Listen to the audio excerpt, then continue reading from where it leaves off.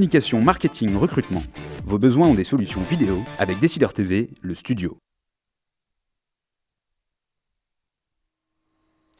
Bonjour à tous et bienvenue dans notre Duplex Bourse du lundi 20 janvier 2014. On se connecte tout de suite avec la salle des marchés de Bourse Direct et notre expert Thomas Monsaint-Jean. Bonjour Thomas.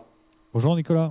Alors la Bourse de Paris recule légèrement ce matin. Nous n'attendons pas de grands rendez-vous macroéconomiques aujourd'hui. Finalement Thomas, la journée risque d'être assez calme.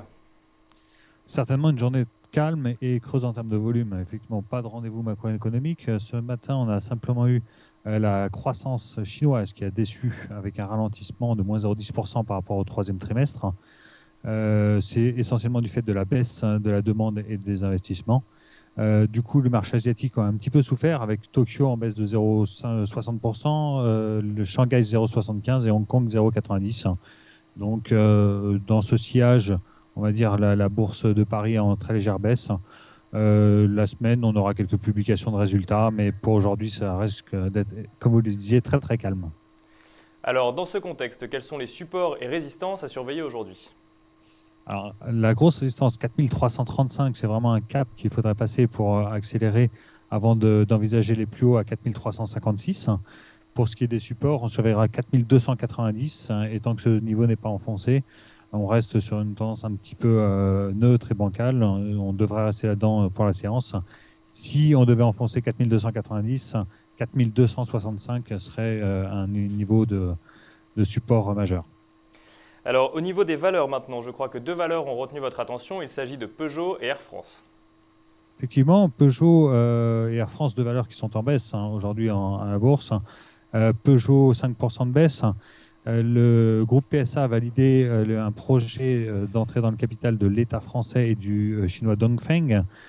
Parallèlement, ils ont annoncé donc leurs chiffres sur l'année 2013 avec un recul de 4,9% de leurs ventes d'automobiles dans le monde.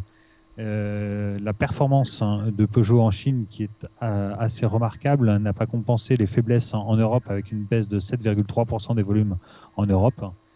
Et puis, donc, l'info majeure, c'est effectivement l'entrée dans le capital de l'État français et de Dongfeng. Donc, ça devrait prendre la forme d'augmentation de capital en deux temps, un total de 3 milliards d'euros. Dans un premier temps, 1,5 milliard réparti à égalité entre Dongfeng et l'État français. Et dans un second temps, un appel au marché pour le même montant, 1,5 milliard, avec une fourchette qui est attendue entre 7,5 et 8 euros. Donc, le titre en souffre un petit peu aujourd'hui. Une autre valeur, Air France, qui souffre également. On avait ouvert à moins 3,5, on est plutôt maintenant autour de moins 5. C'est du fait d'une dégradation d'un analyste de UBS qui est passé de achat à neutre sur la valeur. Il note qu'après une performance assez moyenne en 2013, la performance du titre depuis le début de l'année qui gagne plus de 20%, le rattrapage apparaît un petit peu excessif et la remontée de l'objectif à 10 euros ne laisse que peu de potentiel au titre. Donc il y a des dégagements qui se font et le titre en souffre. Alors on se tourne maintenant vers Wall Street qui est fermé aujourd'hui pour cause de jour férié, mais je vous propose d'en profiter pour revenir un petit peu sur la séance de vendredi. Wall Street fermé, c'est le jour de Martin Luther King. Vendredi, le Dow Jones gagnait 0,25, Nasdaq avait perdu 0,50. On a eu quelques annonces de résultats avec notamment General Electric et Intel qui ont déçu le marché, on peut dire. Et à l'opposé, American Express avec des résultats supérieurs aux attentes. Si on fait un petit bilan des annonces de résultats sur le S&P 500 qui sont sorties, il y a une cinquantaine de sociétés qui ont publié. Il n'y en a que 50% qui ont fait mieux que le consensus, contre une moyenne historique qui se situe plutôt à 63-64% de sociétés qui battent le consensus. Donc, des annonces de résultats qui sont plutôt, j'allais dire, moins bonnes que ce qu'on avait l'habitude d'avoir par le passé. Le marché peut en souffrir un petit peu. Et puis vendredi, on avait eu des chiffres également de l'Université du Michigan qui étaient un petit peu inférieurs aux attentes à 80,40 contre 83,40 attendus.